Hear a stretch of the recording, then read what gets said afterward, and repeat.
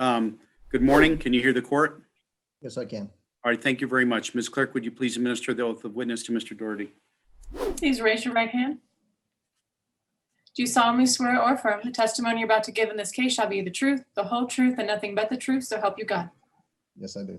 Thank you. And then just for everyone's information, after Mr. Doherty's examination, the court will take a short recess. All right, Ms. Jones, please proceed. And if you're going to ask Mr. Doherty to talk about his experience, please ask him to waive his right to confidentiality as well. Thank you. Thank you, Mr. Doherty. During the course of your testimony today, we're going to be talking about your claim with D.E.T.R. D.E.T.R has confidentiality clauses regarding people's claimants. In order to freely speak about your claim today, are you willing to waive that confidentiality? Yes, I am. Can you explain to the court why you're here today? I filed for an appeal for unemployment back in May and haven't received the payment since then. And it's been on an appeal status since July the 23rd. Mr. Doherty, did you ever receive any payments? I received one payment of $1,069, which was $469 plus a $600 FPUC payment. I received one payment. Currently, I'm still owed about $12,570. Let me back up here a little bit. What is your profession, Mr. Doherty? A rideshare driver and a photographer. Are we to understand that both as a rideshare driver and a photographer, you're a 1099 employee as opposed to somebody who would receive a W-2 income and a paycheck from an employer? Correct. Yeah, I just received 1099s. So between January 1, 2020 and the present, have you had any jobs where you actually received a W-2? No, I haven't. From January 1, 2019 through December 31st, 2019, did you receive any income from W-2s? No. Have you always, you have a bit of an accent. Have you been working in Nevada since January 1, 2020 and the present? Yeah, I moved here last year. Okay, and whenabouts did you move to Nevada? I've been coming out here for work for the last 4 or 5 years, but then I actually officially moved in September of last year. And is that when you became a rideshare driver? Yeah, I mean, I was already a rideshare driver back in California and a photographer there. But when I moved out here, you know, when you move as a rideshare driver, you can only drive in one geographic location. So, you know, I was required to move everything, you know, change your registration, your insurance, your driving license, you know, get everything kind of changed on the apps. And then they only allow you to drive in one location. So I did all of that. And that was all official back in October. And so then you know, and then I've been driving since then, and then a photographer. When did you stop driving for, was it Uber or Lyft? Both, March the 19th. And did you take any photographs? Were you paid for any photographs in 2020? Yes. Yeah, up until the 18th. Up until the 18th. And why did you stop working on the 18th? Just because of the shutdown order and the suggestion that, you know, everybody start scaling back. I'd already had a number of jobs canceled. I was meant to shoot the NFL draft, which was on April the 23rd here in Nevada. That had been canceled. The Latin Billboard Awards, that had been canceled. So all the jobs that, you know, I'd been slated to shoot had already been canceled. And, you know, so at that point, you know, there wasn't any kind of photography work. I mean, I've had over 60 different jobs canceled from the photography side, you know, because it's all event related in Nevada. When did you first apply for benefits? May the 16th, finalized the claim on May the 17th, worked overnight on it, got it, and, you know, all the documents and everything finally submitted on May the 17th. That was the weekend the portal went live, you know, for under employeenv.gov, so that, you know, all of us 1099 and, you know, contractors could actually apply. Did you provide your portal documents to counsel to use today? Yeah, I've provided a number of screen shares, both documents and various screen shares of my claim. Your Honor, I would like to ask that exhibit number 3 Mr. Doherty's portal documents be offered into the record. Thank you. Any objection from the state? Your Honor, no objection. Thank you very much. Exhibit 3 is admitted. You may publish. Mr. Doherty, can you see the document that I have on the screen? It says unemployment insurance claim at the top. Yes, I can. Your Honor, can you see this document? Can you make it a little bit bigger, please? Sure. How's that? Much better. Thank you. And Mr. Whitney, can you see the document as well? I can, thank you. Mr. Doherty, you said you applied for benefits in May when it first went live. Is that correct? Oh, that's correct. How many weeks were you out of work? It's been it was a total, I think, of 20 weeks, by the time I finished filing my weekly certifications. But when we first filed back on May the 16th, 17th, the portal gave us the opportunity to backdate because you initially state what was the last day you worked, and then, it asked you to submit your claims for each of the individual weekly certifications up to the weekend that we got the file, which was the 5/16, 5/17. So I filed multiple weeks that same weekend, and then I continued to file weekly certifications on schedule, and right up until I was told not to file anymore. And why did you stop filing? August the 2nd, I went back to work. I had continued to file after that, 3 weeks after that, but I went back, started driving again on August the 2nd. And so I filed for 3 weekly certifications. And at that point, I actually I'd managed to get through to somebody at D.E.T.R. And they said that if you know that your weekly earnings are going to be excessive and, obviously you're not going to be eligible for unemployment, you don't need to keep filing weekly claims. So after those 3 weekly claims where I showed excessive earnings, I just stopped filing. I'm going to blow this up just a tad here. So down here at the bottom, that's that 3/21 date that you're speaking about, correct? Yes. And then you only filed for 23 weeks and you went back to work after that August 22nd date. Is that correct? No, I went back to work on August the 2nd. My last claim was filed through August the 1st, which was a Saturday. And then I went back to work Sunday, August the 2nd. The first week's claim that you see there, I didn't get any benefits because that was the last week I worked and my earnings were excessive that first week as well. So I filed that week, but then obviously it doesn't pay out because I had earnings that exceeded the minimum. And then the last 3 weeks, as I said, I actually went back to work on the 2nd of August, but I continued to file for 3 more weeks until I was told I didn't have to keep filing. Okay. How many payments did you receive again? I received one payment on 7/22. Do you recall what that amount was? Yeah, it was $1,069, the $469 at the time, and then the $600 payment. That was a combined payment of $1,069. I'm going to go down one more document here. Do you recognize this payment summary? Yes, I do. Is that something that you provided from your portal? That's one of my portal document screens that I gave you. So we just talked about some payments. Did you and you talked about that those last 3 weeks you actually claimed you actually provided your portal with the earnings that you claimed. Is this what you're speaking about there? Yeah, so those are the 3 weeks. I didn't want to stop filing weekly certifications because at this point we still hadn't been paid and nothing was, just didn't know what was kind of going on with the portal site. So I just continued to file for those 3 weeks just to make sure that everything was just being consistent. But you can see by the excessive earnings, obviously I wasn't going to be getting paid. And it was only then, as I said, once I finally got through to somebody, they said that you don't actually have to keep claiming if you know that you're going to exceed the excessive earnings. So you don't expect to get paid for those 3 weeks, is that correct? No, absolutely not. Okay.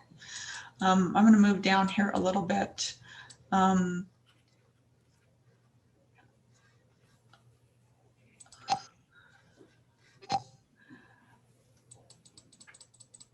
I'm pulling up the next document. It says overpayment summary. Do you recognize that document?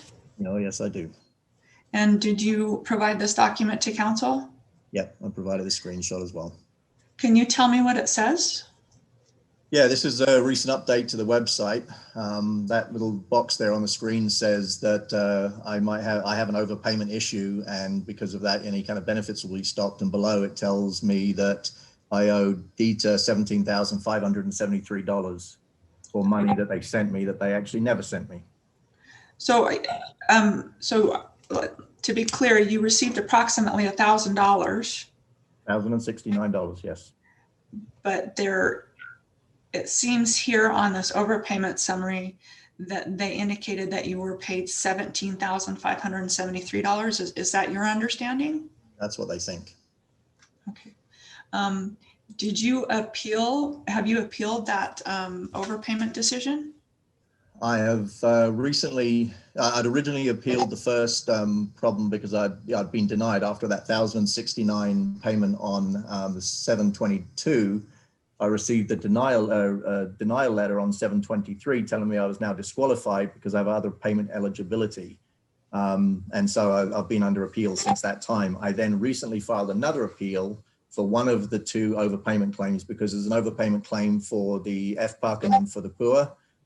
So I appealed one of them. The other one you couldn't appeal because the website won't allow you to actually appeal it, saying it's part of a pending appeal. Yeah, well, so I've only been able to appeal one of the two documents, but I have added documents to my other appeal to let them know that, I protest that because, that both of those documents are wrong. Okay, so I want to be clear. You never received $17,000. Is that correct? Correct. Did you talk to somebody at D.E.T.R and ask them about that $17,000 you were supposedly paid? No. Why not? No, I mean, let me take that back. When I was expecting to be paid, yes, we spoke. I did speak to people as late as September. Haven't been able to get through again since the phone switched over to D.E.T.R, but I have not appealed. I've appealed this, but I haven't been able to speak to anybody because I haven't been able to get through to anybody. And I have been told, as we hear from, both from the Facebook group and from various places of communication, that if you're in an appeal status, D.E.T.R can't do anything. The phone services that you contact can't do anything with your claim. You just have to simply wait for your appeal to be adjudicated. Well, it's been sitting there for now 5 months and it hasn't been touched. How did you receive your payments? Was it a check or direct deposit or something like that? Direct deposit into my bank account. Did you check with your bank to see if you received $17,000? Yeah, I checked. Definitely not there.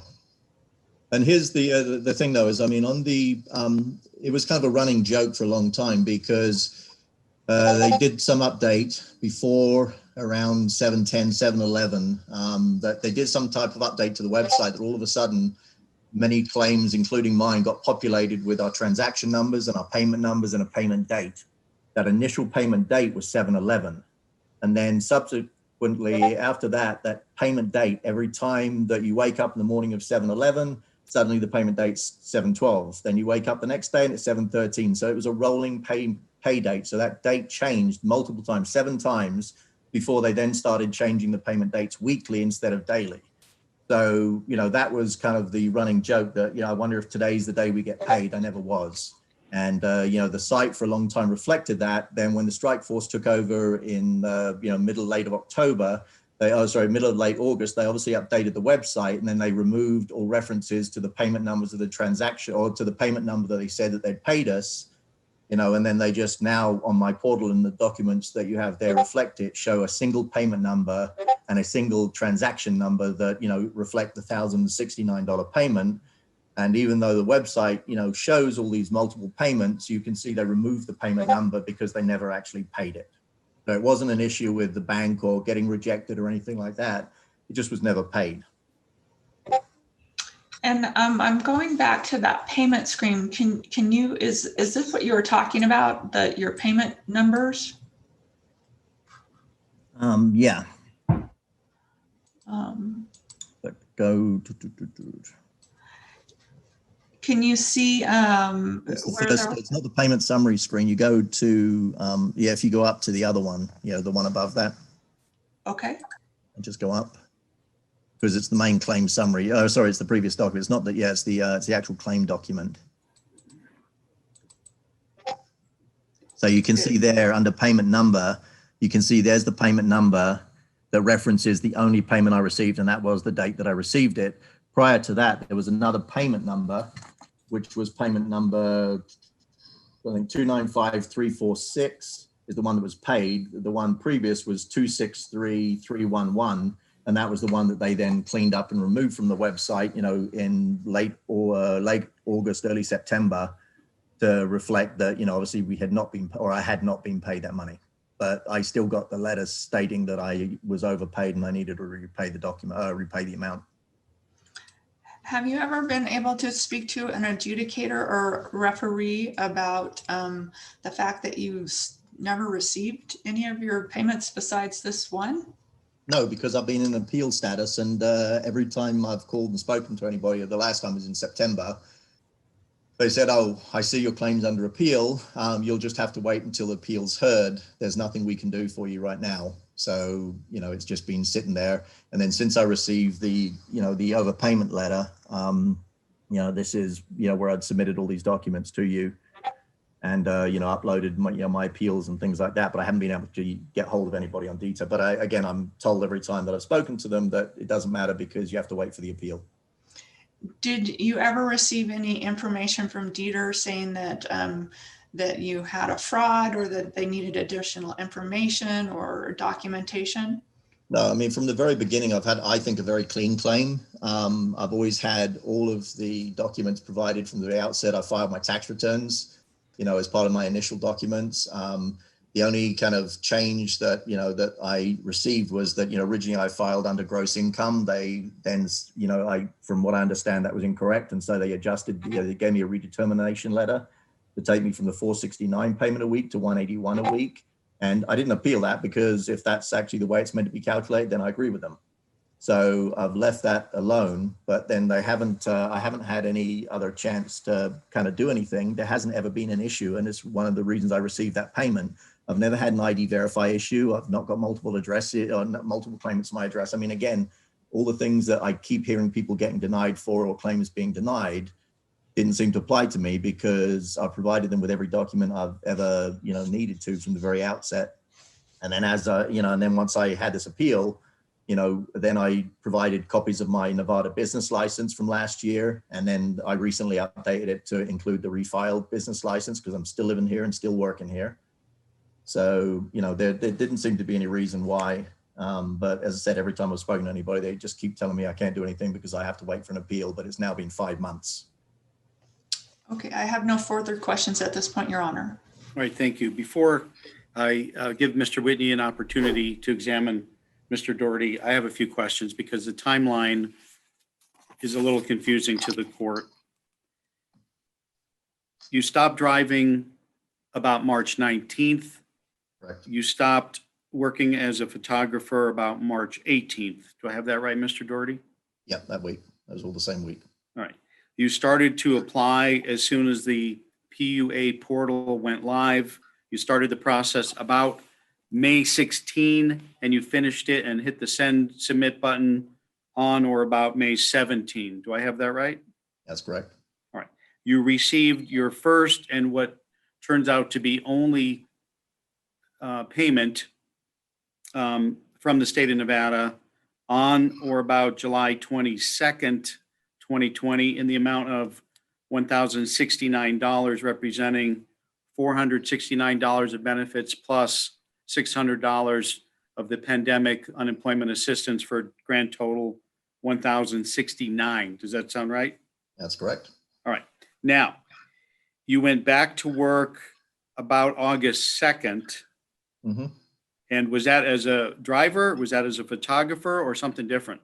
No, that was just as a driver. There hasn't been any new photography business. Got it. And then did you work, have you worked continuously or was that only till about August 23rd? What's the August 23rd date? No, I've been, once I went back to work on August the 2nd, I've been working, you know, since then, you know, right up until now. I mean, business has dropped off massively again, you know, with obviously as things have now scaled back in Nevada, especially for share. But I've been working, you know, consistently since the 2nd of August. All right. Now, the overpayment amount of 17,000, you've testified under oath. You never received that money. That's a mistake somewhere. Fair? That's absolutely, I mean, there's a paper trail, screenshots of all the website that shows that is absolutely an error. All right. Now, so let's go back. Then the amount of time that you believe you are entitled to benefits, which you have not received for, is what period of time? In other words, what period of time do you believe the $1,069 payment went for? Was that just the first week, March 19th to March 26th, or was it something else? No, this is the timeline. Is that we received those transaction numbers and payment numbers on all those previous weeks that I was owed, and that was the one that hasn't been paid. But then the week of, I think it was like the 7/18 was when I did my weekly certification. That was the first time at this point they'd populated all the transaction numbers, payment numbers, and payment dates. When I filed that weekly claim the week of the 7/18, that was the first time that my claim actually showed that you will be paid. And sure enough, on that Tuesday, I was paid that 7/22 or whatever. Okay, but and that all may be true, but you still have confused me. So answer this question, Mr. Doherty. In your mind, as you sit here right now, how many weeks have you been paid for, and how many are you still owed? They paid me for the week of 7/18. That has been paid, and it shows on the document that that's the week they paid me. And then they owe me 19 weeks of the weekly benefit, the 181, and then they owe me 18 weeks of the P.U.A 600. Okay, so I got it. So the payment in your mind on July 22nd went for essentially the week immediately prior to July 22nd, but you Correct. haven't been paid in your mind for any time from March 19th up through that date in July, nor any time past that date in July that you would otherwise qualify. Is that Correct. your position as you sit here right now? Yeah, that's right. And of course, again, reiterating what you've already emphasized, you never got the 17,000. So to the extent anybody thinks otherwise, they're wrong. Mm-hmm. Fair? Right. All right. And so again, before I turn to Mr. Whitney, Ms. Jones, let's assume the court finds persuasive everything that Mr. Doherty just said and finds factually that's been demonstrated. How is he encompassed by the court order? Because his first payment was received the day before the court order went live, the order of mandate. So is he captured for the months before? I believe so, yes, Your Honor. Why? I don't think that, and I could be wrong, that your order just ended on the 28th, that people that weren't paid as of the 28th, anybody after that who had a payment start and stop should be encompassed on the court's order. Now, if that's not what the court meant, we're operating under the incorrect assumption. But Well, I want to know why you think, so that's a rhetorical question right now. sure. What I want to know is why you think Mr. Doherty is captured by the court's order. And if your answer is because on July 23rd, he had received a payment and then it stopped. No, let me back up. As of the date of the court's order of July 23rd, he had already received a payment the day before. So then his payments had begun. So then they somehow stopped. The question is, does the court's order, is it retroactive to the date in March that he believes that he should have been paid as well up until the July timeframe? So that's a little bit more nuanced, but I understand the plaintiff maintains that he would be eligible to be paid from March to July when he hasn't been, and then anytime after July 22nd payment that he would be eligible for, not eligible for, but that he applied, that he otherwise fits within the parameters of the court's order. At least that's where I understand plaintiff is coming from, Ms. Jones. Do I have it right? Yes. All right. Mr. Whitney, please feel free to question Mr. Doherty. Thank you, Your Honor. Mr. Doherty, have you ever held employment in the state of California? Yeah. And Well, we when- say held employment. I mean, I've worked in California, but not actually been kind of 2012. I mean, that's when I was last actually an employee. And so you're saying that not since 2012, you haven't worked in California since 2012? No, I've worked in there, but I haven't actually been an employee. I've been an independent contractor. I mean, I only moved to Nevada. I mean, as a photographer, I work in many states. I mean, I'm an independent freelance photographer who travels for work to wherever, is the jobs are required. Sometimes it's California, sometimes Arizona. It's been overseas as well. And do you ever recall working for an employer called ABS from California? ABS, I mean, it doesn't, I don't have any employer like ADS. I mean, I don't know, are they a like payment service or something? I don't remember. Actually, it's ABS, Mr. Doherty, not ADS, I'm not sure.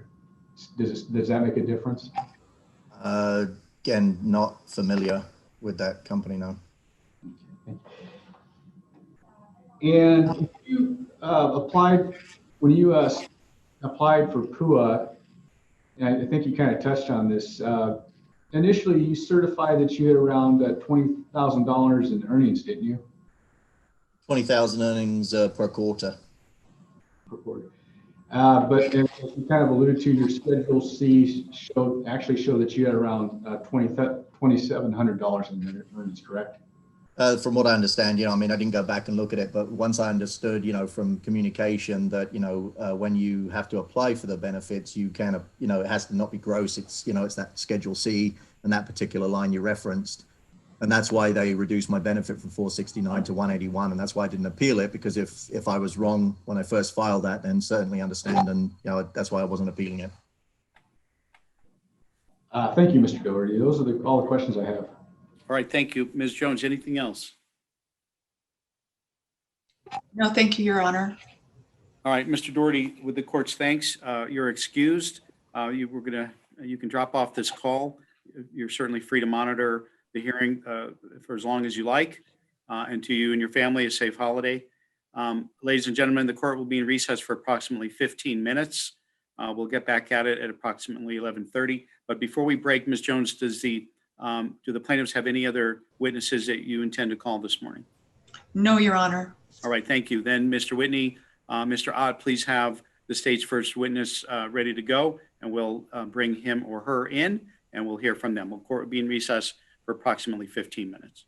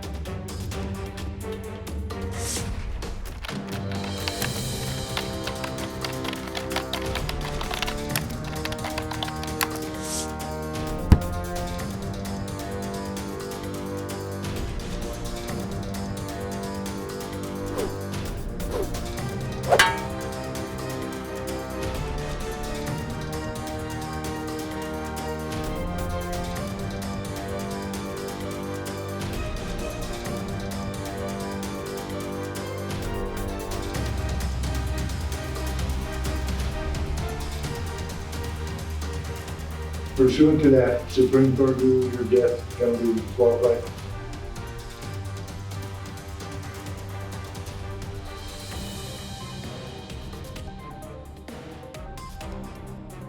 Please put in writing your concerns or objections.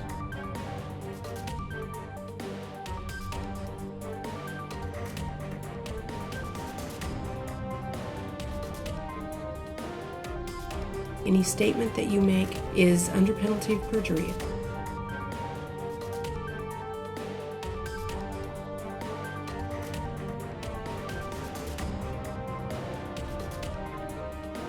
No, that's not how that works.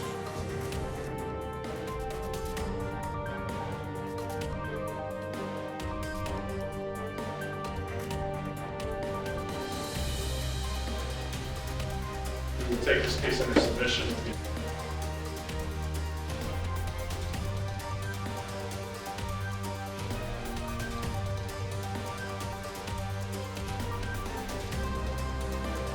That would require proof by very significant evidence.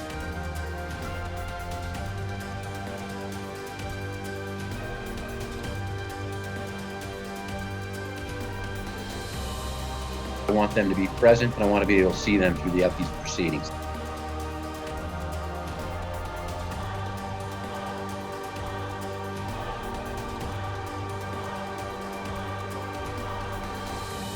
You both did a good job bringing all this to my attention.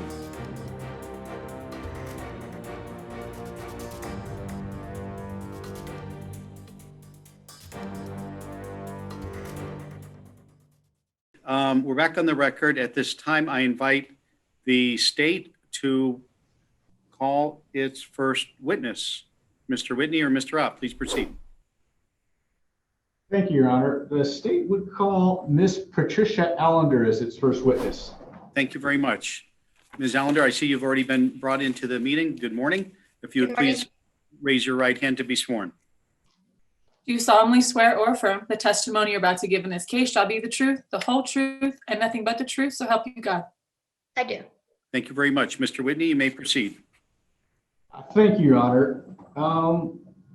Ms. Allander, could you please spell your last name for the record?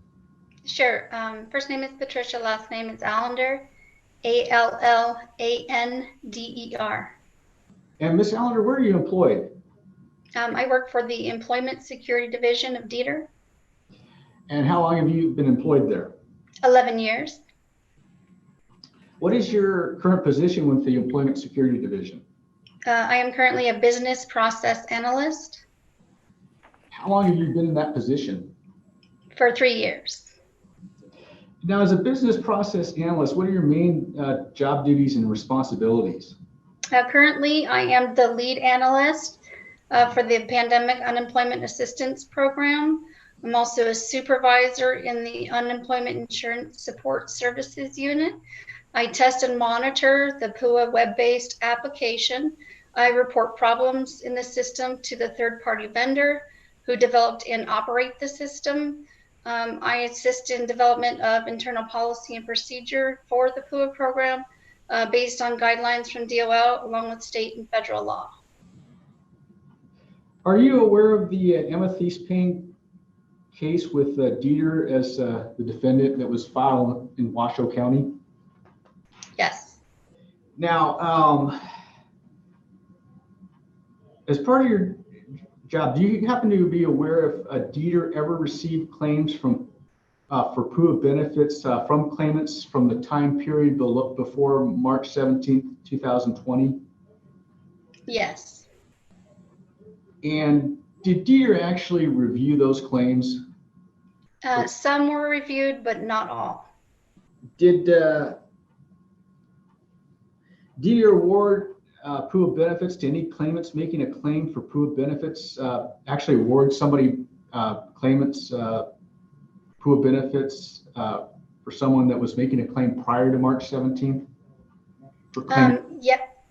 Yes, for anybody who filed a P.U.A claim with an effective date prior to 3/17, there are just over 35,000 claims. Of those, 32,120 have been paid benefits from that date at the tune of approximately $24.9 million.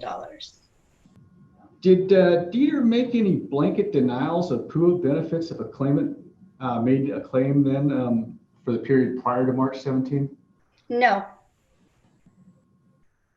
And do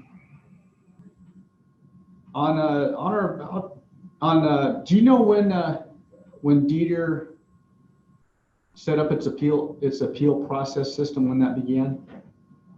The appeals module went live on July 17th of 2020. So theoretically, on July 22nd, when the court entered its order of mandate, were P.U.A applicants able to appeal any adverse determinations on July 22nd? Yes, as of July 17th, anybody with a determination that they disagreed with could file that appeal. How long, when the appeals, a P.U.A appeals process was set up on July 17th, how long did P.U.A applicants have to appeal their determinations? So all P.U.A appeals are accepted if they are not filed within the 11-day period for standard timeliness. We are offering great latitude by the appeals division for accepting late appeals since this is a new program and the functionality was not available until July. They are allowing all valid appeals to be heard. Okay. Now, do you happen to be aware of, like, around the July 18th, if that 11-day appeal period also applied, or if it was a different time frame? According to the determination letter, there's an 11-day period to file a timely claim. The system does allow a claimant to file without having to enter a reason for filing a late claim. So they are always allowed to click that link and file that appeal. Do you know if appeals have started to be heard yet by D.E.T.R of P.U.A appeals? Yes, they have. Do you happen to know when the first appeal was heard? The first appeal was heard on November 5th. So as we sit here today, a P.U.A applicant that receives an adverse determination, they're able to appeal that appeal. Appeal that adverse determination, correct? Absolutely, yes. And that appeal will be scheduled, correct, in its turn? Yes, scheduling started as of the last week of October 2020. Do you happen to know how long it's estimated between the time an appeal is filed and when it is heard by D.E.T.R? Again, appeal of P.U.A determination, adverse determination. It will be several months due to the backlog, but all valid appeals will be heard. I do not have the exact timeline. I want to shift gears a little bit, Ms. Allander, and ask you a little bit about the P.U.A application process. Is a P.U.A applicant required to identify themselves on the P.U.A applications? In the application itself, they're required to provide their name, social security number, date of birth, address, phone number, and email address. In addition, they are asked to upload personal identification documentation, which can include a driver's license, social security card, etc. Now, if a person doesn't adequately identify themselves, are they given the opportunity to provide identifying information? Yes. Do you happen to know how many opportunities the claimants are given to provide that information? They are asked to upload, again, like I said, upload these documents when filing an initial claim. There are drop downs on the menu to upload these particular photos and various documents that they may have. They can return to their portal at any time to upload these documents. If a claim is actually being reviewed, an adjudicator does notice that identification documents may not be uploaded. Before any decision or determination is made, the adjudication team will message the claimant through the portal, asking them to provide this information within 48 hours before a determination is made. Can you tell us, is The applicant then just messaged once, or is there more than one message sent? There is only one message sent, but inside the application, it does advise someone to upload those documents. On their initial monetary determination letter, it does describe an eligibility review process, which also asks for these identification documents. But if they, we also had a what's called a message blast, where we blanketed the majority of claims, asking them to provide these documents if they hadn't already done so. If that message is not already in their portal, the adjudication team will make that extra effort to give them a 48-hour notice. Through the portal, it will message them either through email or a text message that they do have something in their portal that they need to review. You mentioned a message blast. Does that go out to all claimants, or just the claimants? I'm sorry, all P.U.A claimants, or just the P.U.A claimants that D.E.T.R that did not provide sufficient identification to D.E.T.R? At the beginning of the program, we did go live in mid-May. There wasn't a requirement at that time to upload identification documentation.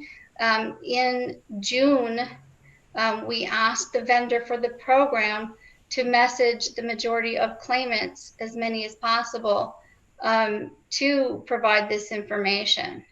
I am aware that not every claimant did receive this message, so that's why we ensure that the adjudication staff review the claim for that message. If they do not see it, they must message the claimant themselves and ask for that information within 48 hours. When a claimant applies for P.U.A, is the claimant also required to provide proof of his or her income? No, proof of income is not required. The only time proof of income would be required is if a claimant was requesting a higher weekly benefit amount. So how would, for example, if someone provided, say,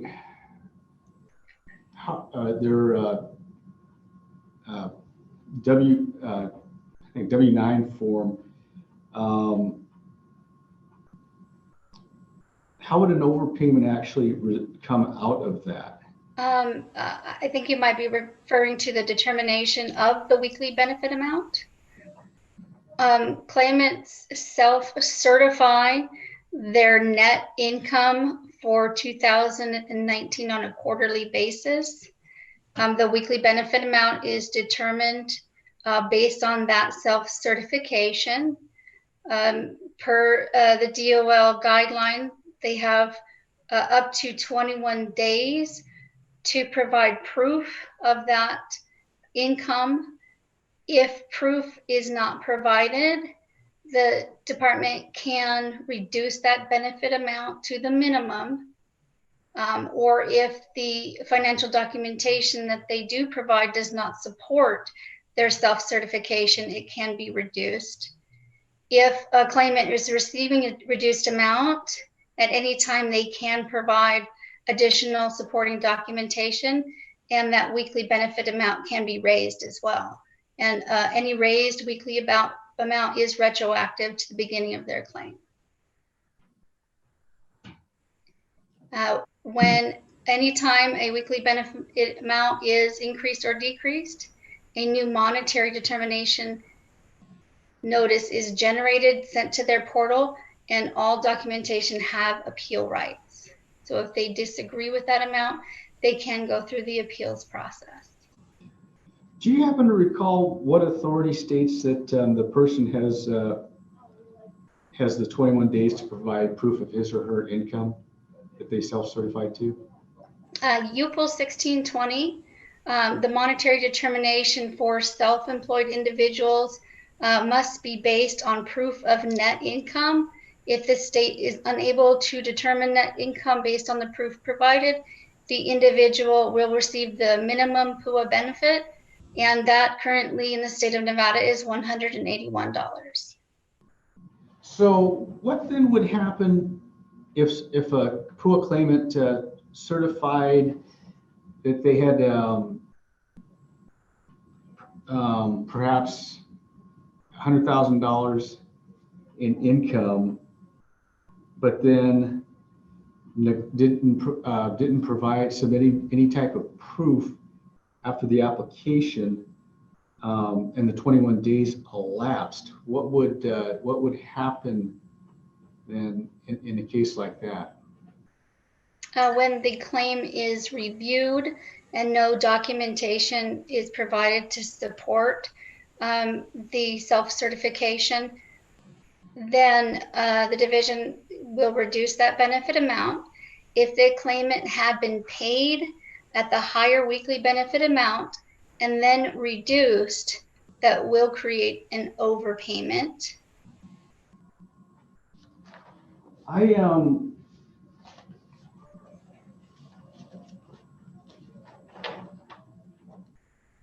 going to try this and put this screen up here.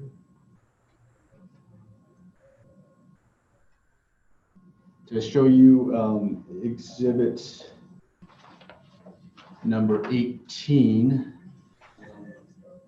Before you put it up there, Mr. Whitney, tell me please what exhibit that the state has previously identified it intends to ask this witness about. Then I'm going to ask the plaintiffs if they have any objection to its admission and publication. Thank you, Your Honor. We are going to start with exhibit number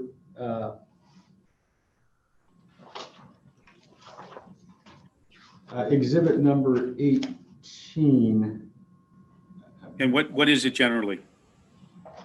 It's the application snapshot for one of the previous witnesses that testified earlier today. Okay. Ms. Jones, Mr. Thierman, any objection to the admission of exhibit 18 from the state and its publication at this time? None. Okay, it's admitted. You may proceed, Mr. Whitney. Thank you, Your Honor. Now kind of comes the challenging part. I'm going to try and okay.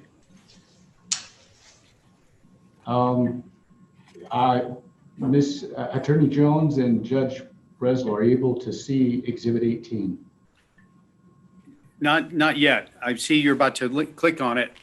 It looks like it would be a file with respect to the second witness of the plaintiffs, Mr. Steve Pozniak, who was the sports official who is claiming benefits here. Correct, Your Honor. Oh, there it is.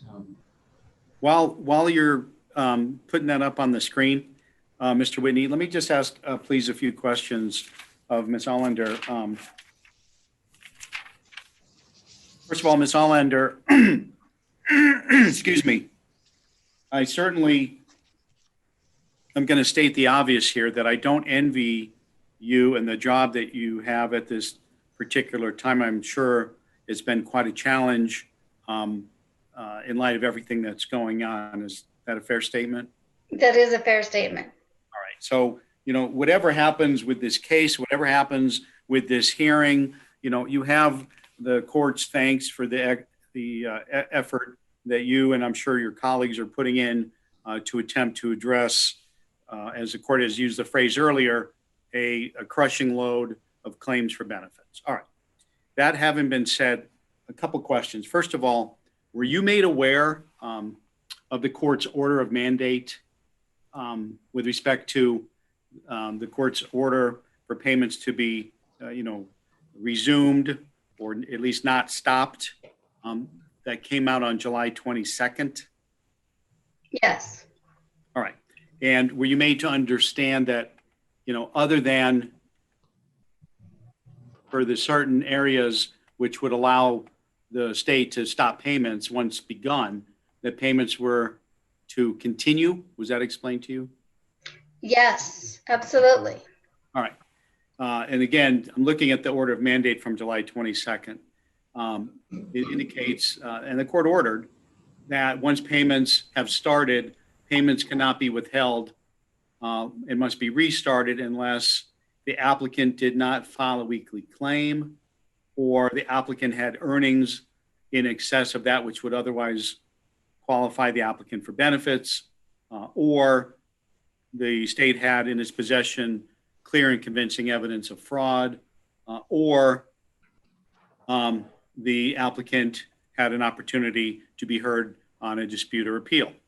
Those were the four bases upon which the state could stop payments once begun. Was that made clear to you? Yes, absolutely. Right. Were you watching the hearing to this point in time when Ms. Boyd, Mr. Kolznick, whose application apparently we'll be looking at shortly, and Mr. Doherty testified? Yes. Right. And so let's just start with Ms. Boyd. You heard her indicate she received a single payment in June, aggregate payment of about $9,400, but has not received anything since then. Do you remember that testimony? Yes. All right. The implication to the court, based on her responses to questions from Ms. Jones, was that she should have been receiving payments since then and otherwise would have been captured by the court's order of mandate. Do you have a different view, or do you know factually that there's some other reason why she has not been continued receiving payments? For Ms. Boyd, she did receive 20 weeks of benefits. That is correct. The actual dollar amount is $9,740 issued to her on June 24th. Her benefits did stop week ending June 27th. The reason that the benefits stopped is there was an eligibility review hold, and Ms. Boyd self-certified in her P.U.A. application that she could not reach her place of employment due to COVID-19. But in the same application, she also self-certified that she had not worked since April of 2019. That is a contradictory statement. She also acknowledged that the statement in the P.U.A. application that reads, "I acknowledge that I understand that making the certification is under penalty of perjury and intentional misrepresentation in self-certifying, that I may fall in one or more of these categories is fraud. Yes, I understand." And while with my experience in unemployment insurance and as a previous fraud investigator for the division's integrity unit, I do not think that Ms. Boyd was trying to defraud the division. However, her statements do fall under misrepresentation. And so the integrity of the program is at stake, and her claim was held on an eligibility review based on those statements. All right. So if the court were to say which of the four items contained in the writ of mandate the state believes she would fall under, justifying a discontinuation of her payments, you would agree clearly it's not because she did not file a weekly claim. That wasn't the reason, right? Correct. We would agree it wasn't because she had earnings in excess of that which would otherwise qualify her for benefits. Is that fair? Yes. Right. And also, she had not yet been afforded an opportunity to be heard on any appeal of any declining of benefits, right? Right. There would be nothing to appeal at that point. The one is, as I'm understanding you, Ms. Allander, the one that you believe the state would justify her discontinuation of payments is that the state believed that there was clear and convincing evidence of fraud by the applicant. That is correct. It would be misrepresentation to receive benefits in which she otherwise would not be entitled. Okay. And you know, there's a difference under the law, of course, in the type of a misrepresentation. One is negligent, like overlooking something or failing to do something, but then there's intentional, and that's fraud, intentional misrepresentation, knowingly. And so Correct. again, based on your experience, the state withheld payments and is at this time withholding payments because it believes it has clear and convincing evidence of a knowing misrepresentation by her with respect to her eligibility. Intentional misrepresentation, self-certifying that she could not reach her place of employment due to COVID, but also stating she hasn't worked since 2019. All right, thank you. Let's turn to Mr. Kolznick. You were present when he testified.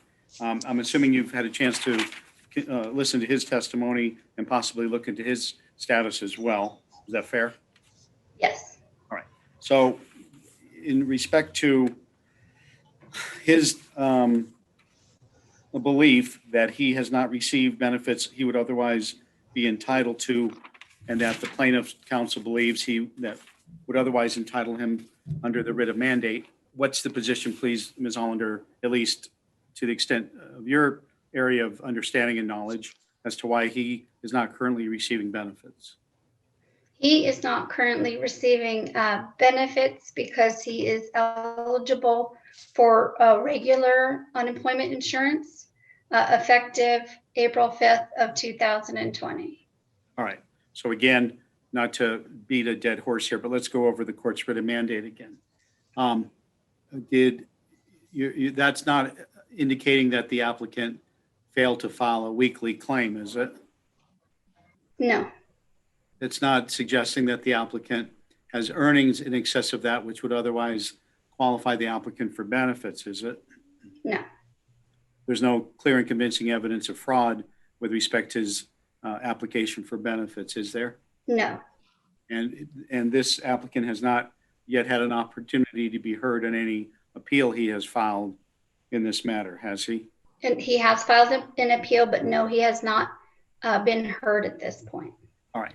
So then if we know that the order of mandate identified those as being the four possible bases to withhold benefits, and if you agree with the court that the reason you've identified doesn't fit in any of those four, what is your understanding as to why benefits have not either resumed or otherwise stopped with respect to Mr. Kolznick?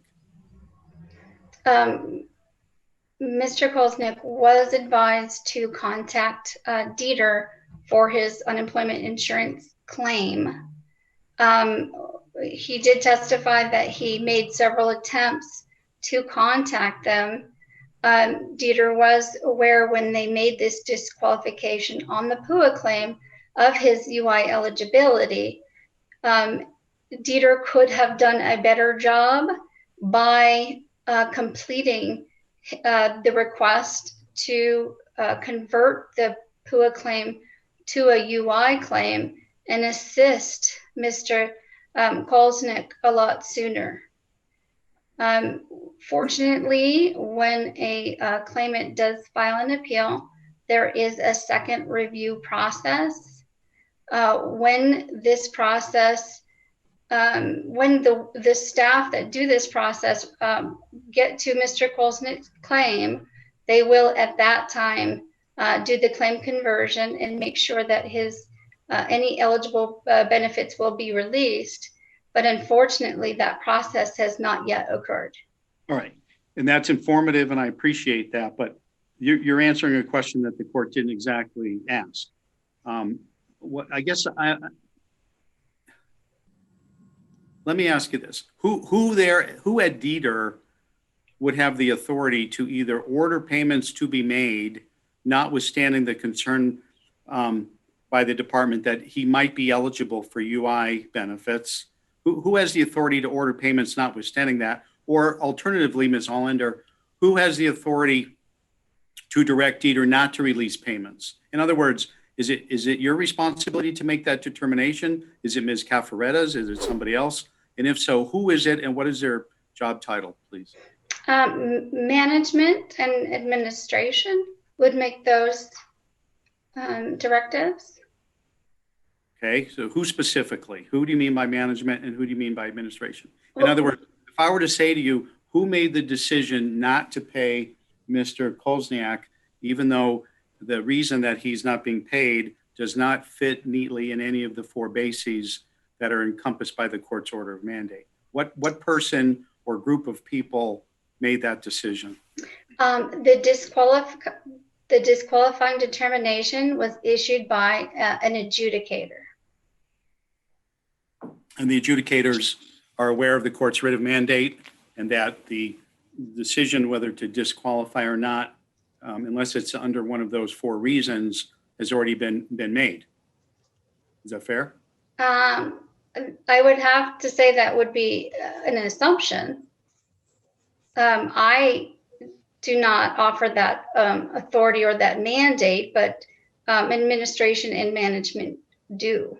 All right, but you were aware of the court's order of mandate, you said, at about the time it was issued. Is that right?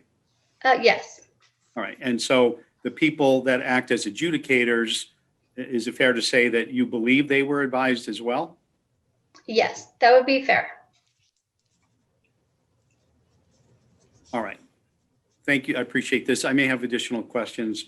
Mr. Whitney, I appreciate your indulgence. You may proceed. And at this point, I don't see Mr. Kolzniak's Exhibit 18. If you're able to bring it up at this time, that would be great. If not, if you can just summarize what you believe it reflects and perhaps ask Ms. Allander some questions. Thank you, Your Honor.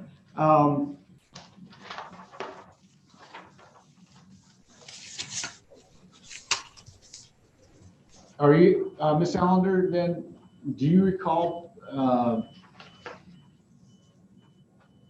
reviewing Mr. Kolzniak's application for P.U.A benefits? Yes, I was able to review Mr. Kolzniak's claim. So again, why did D.E.T.R stop paying P.U.A benefits to Mr. Kolzniak? The system recognized that the claimant had potential UI eligibility. And are you able to tell us when the system recognized that Mr. Kolzniak had UI eligibility? Yes, it was at quarter change, and it was the week ending July 11th. Was there anything special about the fact that there was a quarter change and the fact that Mr. Kolzniak was receiving P.U.A benefits at that time?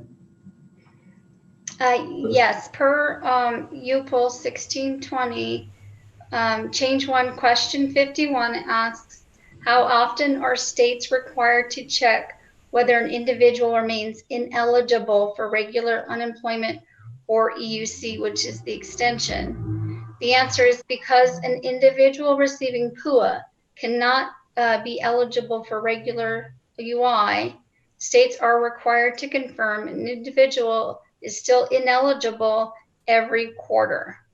If the individual becomes eligible for regular unemployment extended benefits, then payment on P.U.A must stop and the individual may file a regular unemployment claim. Those are all the questions I had on Mr. Kolzniak's claim. I'd like to ask you about Mr. Doherty's claim, and that is exhibit number 22. Excuse me one second, Mr. Gaynor. What was the date? What was the timestamp of the OneDrive email that you sent the court yesterday, please? Your Honor, that email comes from the OneDrive program and not as a sent email from my outbox. So I don't have a timestamp, but I'm trying to send it again right now so you can access it. Thank you very much. Mr. Whitney, you may proceed. Thank you, Your Honor. Your Honor, I think I can bring that up, Robert. If you need me to share exhibit 22, I think I can do that. Thank you, Chief. That would be great. I think it'd be good. Your Honor, do you want to discuss with opposing counsel? You're on mute, I'm sorry. Thank you. Let me think where we are. Okay. Ms. Jones, any objection to the state's publication and admission of what we're going to call exhibit? What's the number, Mr. Ott? 22. 22. And Admitted and may be published. So Ms. Allander, you recognize exhibit 22? Yes. And who does exhibit 22 concern? The claimant, Greg Doherty. Now, are you able to tell us, was Mr. Doherty paid P.U.A benefits by D.E.T.R at some point? Yes, he was. And did D.E.T.R stop paying Mr. Doherty P.U.A benefits at some point? Yes. And are you able to tell us when the payments, actually, first let's back up. When did D.E.T.R make the payments to Mr. Doherty? I believe a payment of $1,069 went out on July 20th. And which is, you testified, you heard the testimony that is consistent with what Mr. Doherty reported before, correct? Yes. And you testified that when did D.E.T.R stop the payments then? It looks like they stopped the payments on or around July 21st or 22nd. Just within a few days of releasing that initial payment. And why did D.E.T.R stop the benefit payments to Mr. Doherty? Mr. Doherty at that time had potential eligibility for a regular unemployment claim in the state of California. So does the U.S. DOL guidance address a situation where a P.U.A claimant has potential eligibility for other program benefits? Yes. And could you just briefly summarize what the U.S. DOL guidance says if a person is a P.U.A beneficiary becomes eligible for another program? Sure. That's again, UPOL 1620. Section C is the operating instructions. Part 1 is eligibility, and it states that Section 2102 of the Act provides for payment of P.U.A to covered individual. Covered individual is defined as those individuals not qualified for regular unemployment compensation, extended benefits under state and federal law, or the Pandemic Emergency Unemployment Compensation, which is the P.U.C extension. Under eligibility, he would be considered eligible for regular unemployment compensation based on the information that we have, and therefore would not be P.U.A eligible. Was D.E.T.R required to follow the U.S. DOL guidance in the UPOLs with respect to P.U.A applicants? Yes. Your Honor, thank you. I believe those are all the questions I have for Ms. Allander. Thank you very much. The state may proceed to examine Ms. Allander. Excuse me, the petitioners. Thank you, Your Honor. Ms. Allander, I have several questions for you. I'm going to try and go in chronological order regarding your first testimony. I believe you said that the appeal module went live on July 17th, 2020. Is that correct? That is correct. People with claims that are in process, are they able to appeal? Can you be more specific to Sure. In process? Sure. If I could do a screen share, that would be great. What do you plan to share? I would like to go back to Ms. Boyd's documents. Go right ahead. Previously? Okay. Ms. Allander, can you see that document that is Plaintiff Petitioner Exhibit 1? It's showing a Other cursor voice. spinning. I'm sorry, what was that? The document has not Populated yet. populated. Oh, let's see here. Let me try it one more time. I apologize.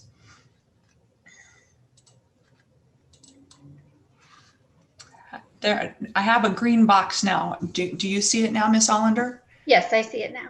And Your Honor, do you see it? Yeah, right now I just see the title. Okay. Plaintiff Petitioners Exhibit 1. And Mr. Whitney, can you see it? Yes, I can. Thank you. Okay. I'm gonna, there we go. So in Miss Allander's document here, it's page 4. The top line here is 21. The claim here, it says in progress. It went from partial check to in progress. If a claim is in progress, can the claimant appeal any decisions? No, there is no determination on any issue if it says in progress. The only appeal rights that the claimant would have at this particular point in a claim would be the actual monetary determination letter. Okay. I'm going to stop sharing that for a second. You indicated that all P.U.A. appeals need to be initiated within 11 days. But that also the D.E.T.R is extending that. Have you notified any claimants that they have more than 11 days to file? I believe the state has put out press releases to indicate that. I don't have specific information other than that. So, sorry, go ahead. I apologize. I didn't mean to cut you off. I'm going to ask to pull up another document here.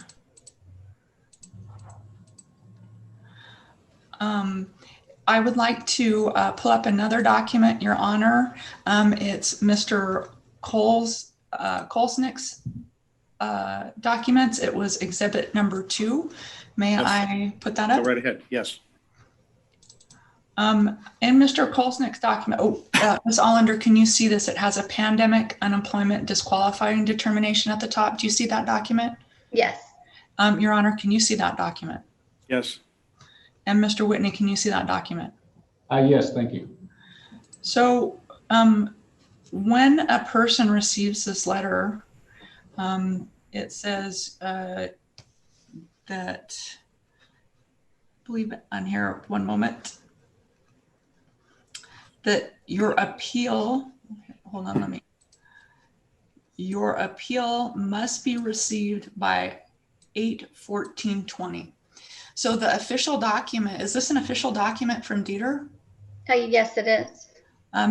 It is indicating that he only has appeal rights until the 14th. Does a press release supersede these documents? Well, hold no. on. That's argument in the form of a question. I apologize. Factually, what Ms. Allander has testified is to a couple things. One, it's 11 days. 2, she concedes that this letter says what it says. 3, her understanding is there's been an effort by the state to communicate in other medium that there might be additional time. And 4, I'm assuming you're going to make argument to the court at a later time that not everybody got the message and people believed that they were cut off, and that's why they didn't bother after that, I guess. But anyway, don't ask her if a press release trumps that. That's a legal question, and it's really argument in the form of a question. Thank you, Your Honor. You're welcome. I'm going to go ahead and take that document down. Are you familiar with section 625.10 of the U.S. Code? Not offhand. Okay. In that, it requires that except that the period for appealing shall be 60 days from the date of determination or redetermination is issued or mailed instead of the appeal period provided by state law. Are you familiar that the CFR specific to the C.A.R.E.S Act actually provides a 60-day appeal window? I'm just asking if you're aware of that. No. Okay. Your Honor? Go ahead. Thank you. This is Robert Whitney. I'm going to have to check here with respect to the 60-day time frame. I'm not sure how that's really relevant with to. Well, if the objection is the question is not relevant to what we're here to decide, it's in the court's estimation borderline. So I'm going to overrule the objection, let the question be asked, and the witness responded she was not aware. Thank you. Thank you. Thank you. Ms. Allander, you specific to the claimants that we've talked about, we'll talk about Ms. Boyd first. I seem to recall that you testified in your experience, you didn't feel Ms. Boyd was fraudulent, that she might have just made a mistake. And then I think you testified that you did believe that there was clear and convincing evidence of fraud. Can you clear that up for me? Sure. I guess it was just in my personal opinion with my experience with unemployment insurance and as a former fraud investigator. From my own personal perspective, I did not believe that her intent was to defraud the division, but I do acknowledge that there could have been intentional misrepresentation to receive benefits in which she otherwise would not be entitled. And according to the application that she filled out, she did acknowledge and that she understood that making intentional misrepresentation is a category of fraud. Okay. I think you, let me make sure I got your testimony straight. You, for Ms. Boyd specifically, you agreed that she was paid at least one payment. Is that correct? Yeah, I have here that she was paid $99,740. And I think you testified that she did not have any excess earnings that would otherwise disqualify her for benefits. Is that correct? No, I believe she did not report any earnings. Okay. Was she ever, and regarding the fraud issue, I'd like to pull up, it hasn't been entered into the record yet, UIPL 01-0116. It's Plaintiffs Exhibit number 8. Any objection from the state? No, Your Honor, just a U-pull. All right, admitted. What exhibit number is it, you said? It's Exhibit number 8, Your Honor. All right, it's admitted. You can pull it up. Ms. Allander, can you see that cover sheet that says Exhibit 8? Yes. And Your Honor, can you see that? Yes, thank you. And Mr. Whitney, can you see that? Yes, thank you. This is the cover page is UIPL 01-16 dated October 1st. I am going to make it a little bit smaller so we can see a whole page here.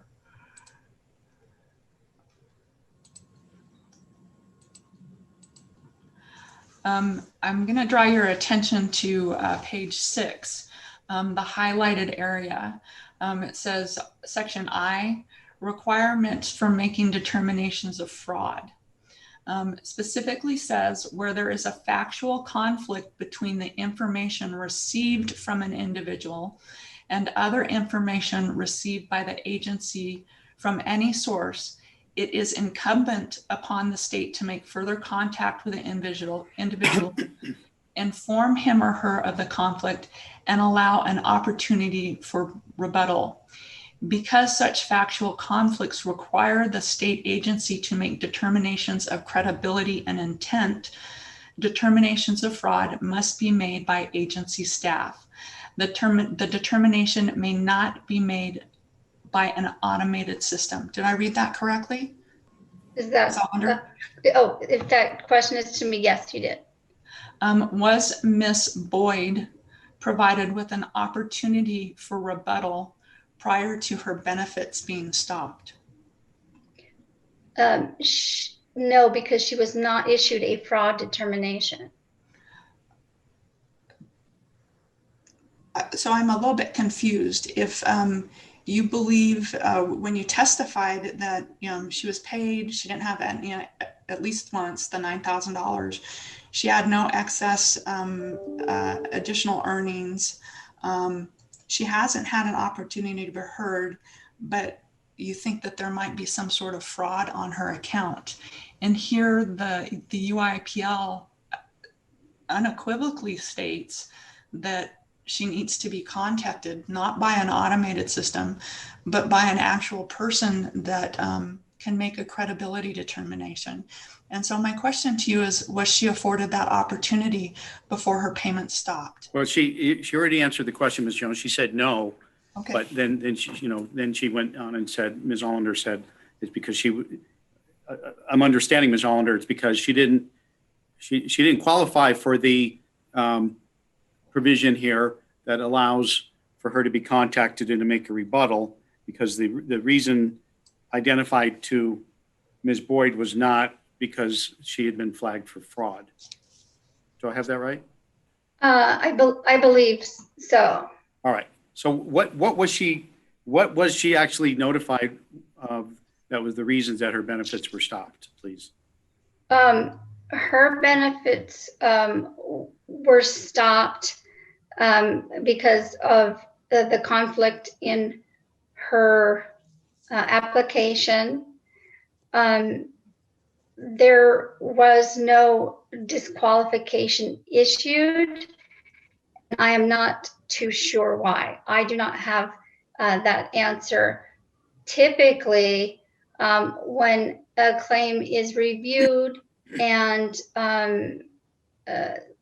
if there's going to be a stop, typically that's followed up immediately by a disqualification, or benefits are allowed to continue. In this case, her claim is still in a pending status. And I believe it's just oversight due to the volume of work. Fair enough. Thank you. Ms. Jones, please proceed. I think we understand Ms. Boyd's situation. Sure. So let's move on to Mr. Kolsnick. The court understands his situation. So okay.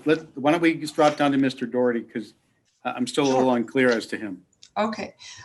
For Mr. Doherty, I believe you said that he was paid at least one payment, that payments were stopped. He did not have excessive earnings, and he didn't have any indices of fraud. No, let's streamline this. Ms. Allander clearly said, yes, he's received $1,069 in July. Yes, he hasn't received any more money.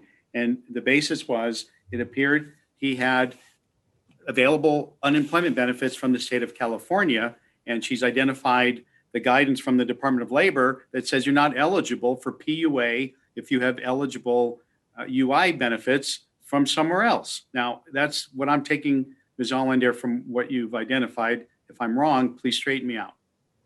Ms. Allander? Oh, you are correct. Sorry, I didn't know that was All right. geared towards So then let's get down to the nitty and the gritty, because you and I have already spent some time going over the four bases that the court's order envisioned the state withholding benefits once begun. And so, I'm looking here in the court's order for if the applicant had benefits available from UI, whether from the state of Nevada or from any other state. And that's not on here. So, but you've identified that's the reason his benefits were stopped. So I guess my question would be, who directed, who has the ultimate determination whether to abide in the D.E.T.R's mind, the Department of Labor guidance versus the court order? What's your understanding of who makes that call?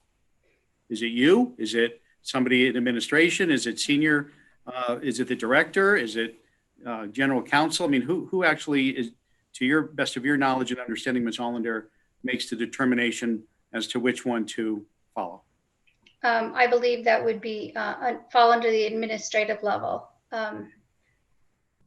Right. But was it made known to you then that for yourself and those that you supervise, that the benefits could be stopped, not in violation of the court's order, if UI benefits were available somewhere else? You're asking if that was a directive to staff? Yeah. Was that communicated to you and possibly those that you supervise? In the unit that I work in, yes, it was made clear. However, we don't oversee the entirety of the adjudication staff. That would be a different division.